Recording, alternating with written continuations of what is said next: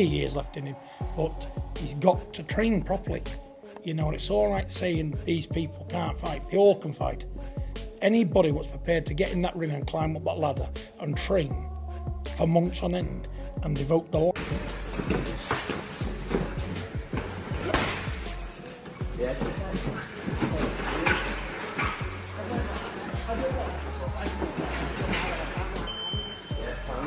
Can't knock me, mate. Disrespect me and I'm going to take the job over. I don't care who it is.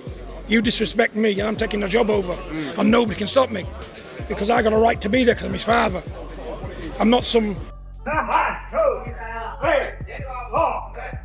John Fury dropped a bombshell reaction after watching his own son get knocked down on sparring footage, admitting Tyson Fury was in the worst shape he's ever witnessed.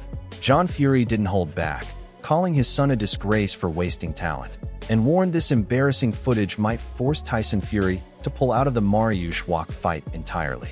Like I say, last time, in my honest opinion, I'll say it again because I'm a straight man, his training and his training camp was non-entities. Because he was probably in the worst shape I've ever seen him.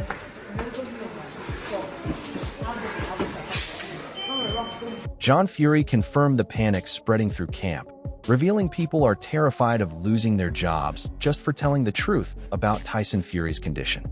This cover-up culture is exactly why nobody saw this sparring disaster coming, and John Fury fears his son's shocking knockdown could push him to pull out of the Wach fight altogether. Because, like I said before, you know, I've seen what he's been doing, and it's just not enough at this level. You know, everybody takes things lightly. People's frightened of losing their jobs. It's very difficult to get people to give you a true rundown of what's going on. Derek Chisora calling it a learning experience is a generous way to spin getting knocked down, but Anthony Joshua isn't buying that excuse for a second. Learning on the job sounds fine in theory, except Tyson Fury is supposed to already be past that stage of his career entirely. It's good because that's only sparring. If you get dropped in sparring, it means you're learning. Tomorrow morning you don't get dropped in the same shot.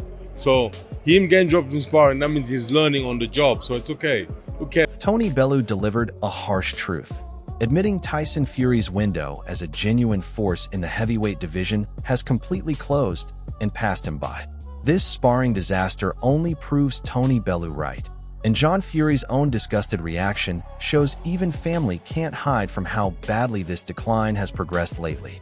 And I think he was a force to be reckoned with in the heavyweight division, but I think, once again, every fighter has a window. I think his window's passed, which I'm sorry for, because it's a shame, because he's beat some really good fighters, and he's been in some really hard scraps, and I think he's showing that he's worse for wear for them scraps. Francis Warren trying to soften this narrative doesn't change the fact that Tyson Fury got dropped, plain and simple. Calling it just sparring won't stop Anthony Joshua and everyone else from asking hard questions about whether that animal power Francis Warren describes is actually still there anymore. You know, his ability to go in there and believe that he can go and mix it with these guys. This is sparring at the end of the day, and but I know for a fact that both guys appreciated each other's work during that. John Fury saying his son is losing his way couldn't be more perfectly timed given what just happened in sparring. That fear about losing identity hits differently now that Tyson Fury has actually been put on the canvas, and Anthony Joshua ripping into him only amplifies concerns that are clearly already brewing inside his own family. Oh, you know, he's got to make people tell him how great he is. I'm blowing him off to get a few quid and being a part of a big thing. He's losing his way. I don't want to lose his way. I want them there, look, firmly on the floor. Because when you lose that, you've lost everything. When you lose your identity, you're fucked. Anyway, that's enough, mate. Johnny Nelson praising Anthony Joshua's no-nonsense mentality explains exactly why he isn't holding back after seeing Tyson Fury dropped in sparring. Johnny Nelson knows that in this sport, disrespect and weakness both get punished, and Anthony Joshua clearly smells an opportunity to plant seeds of doubt while Tyson Fury is at his most vulnerable. This isn't reckless mockery. It's calculated pressure from a fighter who understands that once cracks start showing, the entire aura around a heavyweight champion can unravel fast. And Anthony Joshua fully intends to be the one applying that pressure publicly. He's no nonsense. He's no, my man with these big ass dogs that look like dinosaurs. He's no nonsense. He don't ramp. So when the bell goes, no matter if he's your friend or foe, he's going to try and knock you out. So, and that's the job what he's going to do. I think this can go one of two ways.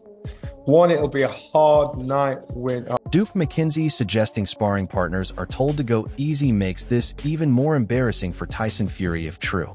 Getting dropped by someone under orders to hold back is worse than losing to a genuine threat. And that's exactly the ammunition Anthony Joshua needed to question whether Tyson Fury's power has genuinely eroded. For a reason. When you bring in a sparring partner, they're under orders. And if they're under orders in this particular fight, then these sparring partners have been told under no uncertain terms to go easy. Go through the motions. Don't try. Tony Bellew calling this whole situation a joke fits perfectly into the pattern forming around Tyson Fury right now. Getting exposed in sparring, then chasing mismatches instead of real competition, paints a picture of a fighter avoiding genuine tests while his power visibly declines. Anthony Joshua, watching all of this unfold, clearly sees an opening, mocking someone who seems to be actively dodging real challenges rather than proving doubters wrong inside the ring. And that pattern of avoidance only strengthens every argument being made against Tyson Fury's current standing in the heavyweight division. And the only thing you're good at is being taken away from you. What's to stop him? I mean, what's he got to lose? He's getting paid. He's doing what he wants, and fair play to him. Just leave him to it. But as I say, I hope both of them come out healthy. Johnny Nelson's warning about looking bad already came true the moment footage of Tyson Fury getting dropped surfaced publicly. The confusion Johnny Nelson mentions only adds fuel to Anthony Joshua's mockery, because uncertainty around what actually happened makes people assume the worst about Tyson Fury's current condition.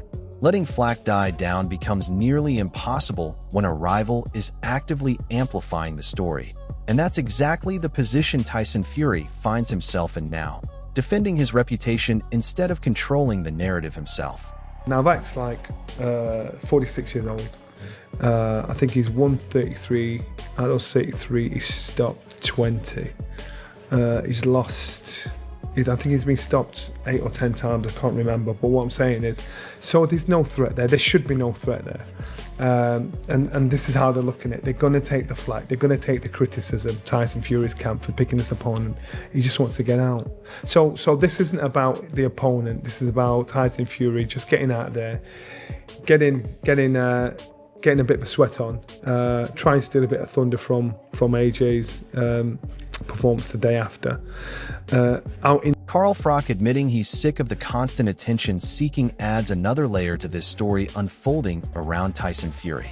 If genuine power and dominance were still intact, none of this manufactured drama or attention grabbing would even be necessary.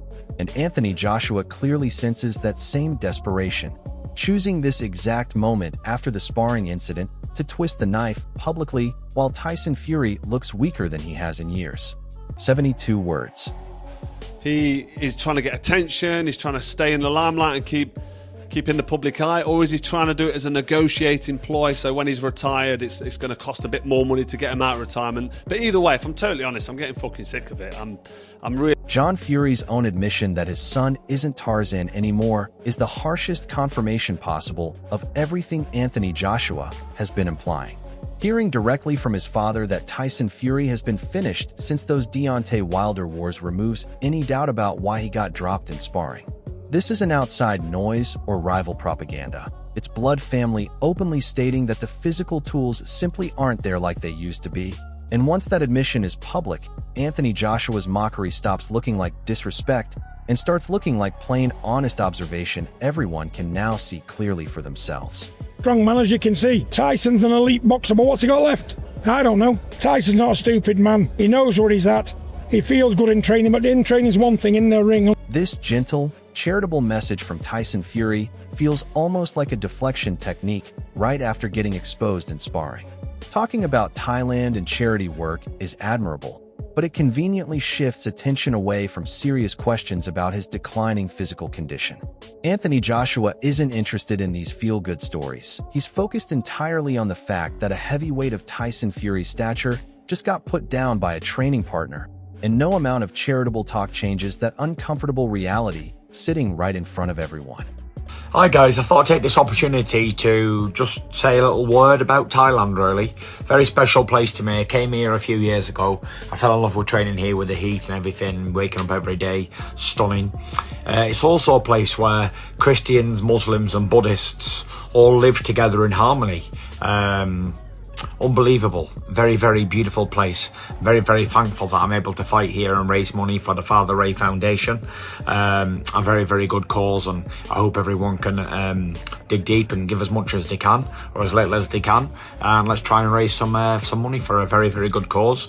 These have been helping children for over 30 years, deprived, disabled, homeless, starving, all of the above. I'm going to give it my best shot to do the best I can to raise as much as I can for them, and yeah. Let's go. Thank you. Blessed be the name of Jesus Christ. Amen. John Fury laying out exactly how much those Deontay Wilder wars drained his son gives real context to why Tyson Fury got dropped in sparring recently.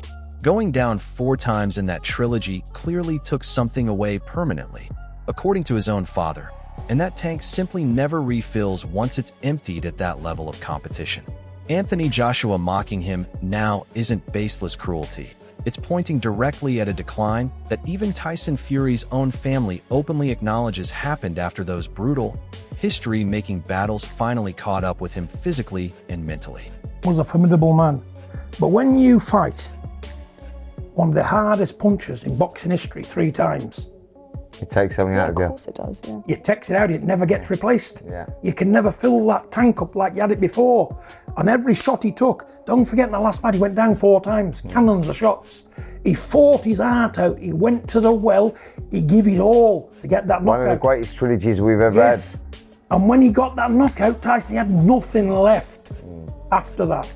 He laid it. Wade Plamine's calling this matchup a straight-up freak show makes a lot more sense once you factor in Tyson Fury getting dropped in sparring beforehand. Picking an opponent with 0 real competition aspect looks exactly like a fighter trying to hide declining ability behind an easy win, and Anthony Joshua clearly picked up on that same pattern immediately. Why chase a soft-touch opponent unless something genuine is being protected or concealed from public view? That question alone is fueling every bit of mockery being thrown Tyson Fury's way right now. And honestly, it's a fair question that deserves a real answer from his camp. 99 words. This guy, Mariusz Wach, was just in a freak show, and he's clearly being paid just to step into the ring and lose to Tyson Fury. There is no competition aspect. There's no reason for this. They better not put this on Netflix. Holy shit, they better not. Put this on Netflix. It is on Netflix. Well, I shouldn't say that. These posters, they can be deceiving at times. I don't think there's been an actual official announcement. Yeah, it's in Thailand as well, so all the lady boys can come and watch, I guess. I don't know. They gotta pay us to watch this? Yeah, bro. This is garbage.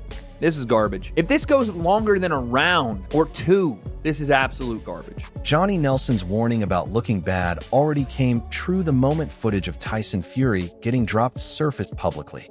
The confusion Johnny Nelson mentions only adds fuel to Anthony Joshua's mockery, because uncertainty around what actually happened makes people assume the worst about Tyson Fury's current condition.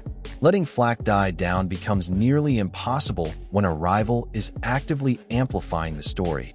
And that's exactly the position Tyson Fury finds himself in now, defending his reputation instead of controlling the narrative himself. Now that's like 46 years old. I think he's 133. At those 33, he's stopped 20. He's lost, I think he's been stopped 8 or 10 times, I can't remember. But what I'm saying is, so there's no threat there. There should be no threat there. And this is how they're looking at it. They're going to take the flack. They're going to take the criticism, Tyson Fury's camp, for picking this opponent. He just wants to get out. So this isn't about the opponent. This is about Tyson Fury just getting out of there, getting a bit of a sweat on, trying to steal a bit of thunder from AJ's performance the day after.